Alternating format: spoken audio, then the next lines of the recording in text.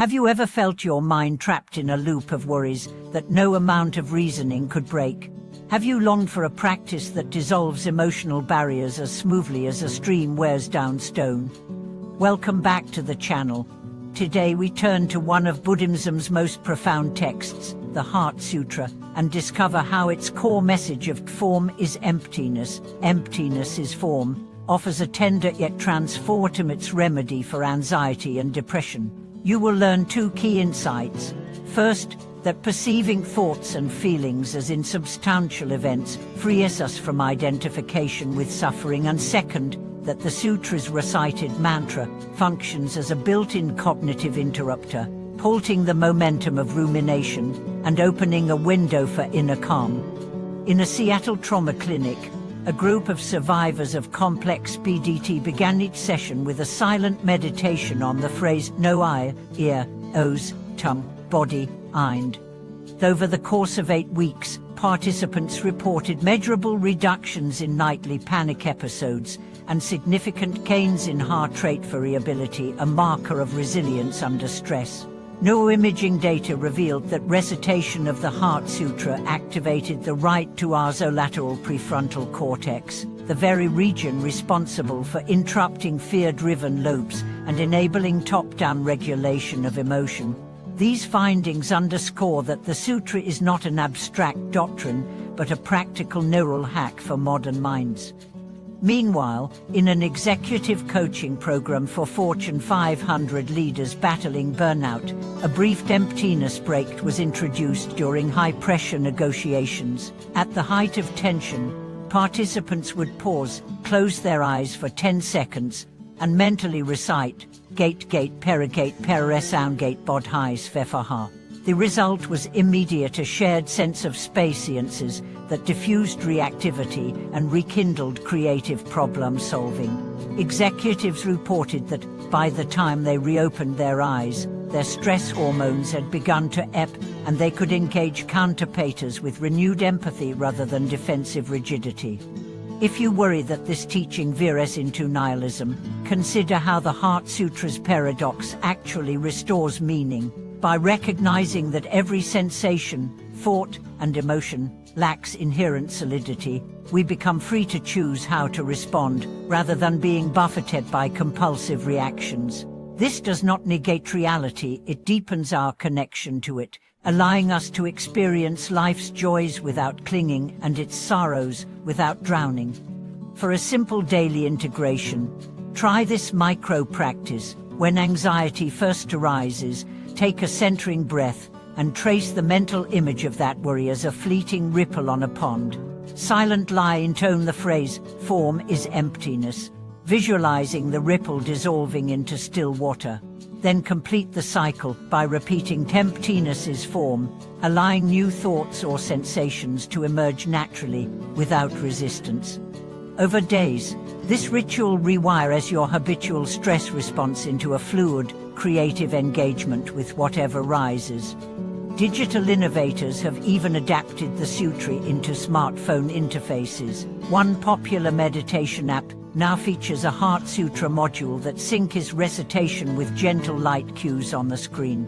Users who complete a daily 7-minute practice report a 30% drop in self-rated anxiety scores within 3 weeks. By blending ancient wisdom with modern technology, we can harness the timeless power of emptiness teaching in the palm of our hand.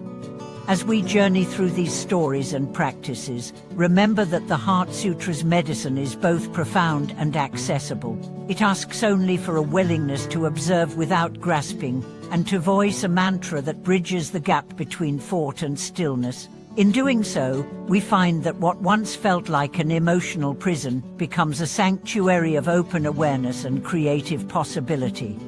Beyond clinical settings, the Heart Sutra's teaching has found fertile ground in rehabilitation programs for returning citizens. In a pilot initiative at a medium-security facility, inmates gathered each morning in a circle to read aloud the mantra, "Gate gate perigate," and then journal about moments when form felt solid and when they glimpsed its emptiness. Over 6 months, facilitators noted a marked drop in aggressive incidents and a rise in peer support. One formerly combative resident described how, during a tense dispute over recreational equipment, silently repeating "form is emptiness" prevented his usual retaliation, allowing him to propose a fair sharing schedule instead. The program's coordinators now credit the Sutra's paradoxical insight with planting seeds of empathy where walls and rules alone had failed. On university campuses, counseling centers are experimenting with group Heart Sutra workshops to address the mental health crisis among students. One workshop leader recounts guiding a cohort of engineering majors through the Sutra's 6 realms of perception: eye, ear, nose, tongue, body, mind, then inviting them to reflect on academic stress as a construct rather than an unyielding reality. Participants reported a newfound capacity to pause before self-judgment, turning grade anxiety into problem-solving energy. Several credited this shift with their decision to form collaborative study groups instead of isolating themselves, transforming competition into mutual uplift. Creative communities, too, have embraced the Sutra's motif of form emptiness interplay. In a residency for emerging writers, mentors encouraged participants to draft stories about a cherished memory and then literally erase half the text, watching how the empty space invited fresh narrative possibilities. Poets at a downtown salon took this further by composing calligraphic poems of the Heart Sutra, then painting over parts of the characters to reveal hidden layers of meaning, an artistic enactment of seeing form within emptiness. Attendees described these sessions as catalytic, saying that confronting the blank page no longer felt like a barrier but a portal to the unspoken.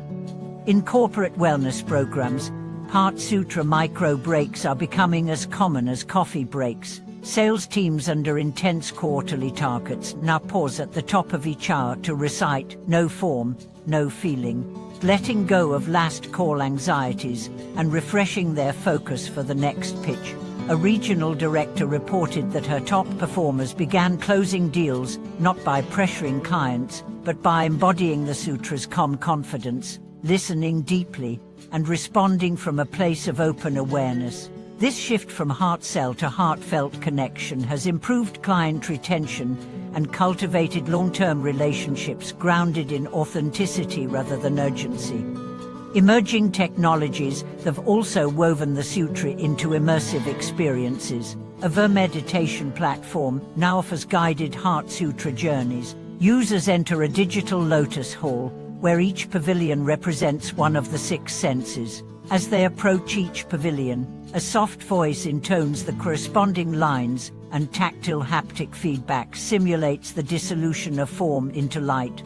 Early adopters describe these virtual retreats as profoundly grounding, noting that the multisensory simulation accelerates the brain's entry into a spacious state, making traditional silent recitation feel richer when later practiced offline. Even in the realm of performance sports, the Heart Sutra has left its mark. A professional archery coach introduced it form is emptiness, routine before competitions, having athletes visualize the arrow, bow, target, and even time itself as transient phenomena. One participant, after narrowly missing a championship by a single point, returned the next year with this mindset and shot with such effortless precision that commentators called it poetic detachment. He later explained that releasing attachment to victory allowed his body to move in harmony with the present moment, free from the tremors of fear and desire. Throughout these diverse fields, a unifying thread emerges. By internalizing the Heart Sutra's declaration that every object of perception is both form and emptiness, practitioners reclaim agency over their experience. Anxiety softens when we see it as a ripple rather than a rock. Depression lightens when we sense it as a cloud rather than a cave. Whether in prison yards, lecture halls, artist studios, boardrooms, virtual realms, or sports arenas, the Sutra offers a bridge from entanglement to spacious presence. As we close this chapter on modern applications of the Heart Sutra, remember that its paradox is not a forbidding puzzle, but an open invitation to witness form without fixation, to feel emptiness without void, and to live fully in the interplay between the two. May this practice accompany you through moments of stress, creativity, challenge, and rest alike, always reminding you that what appears solid is nothing but a gateway to freedom. Thanks for watching this video.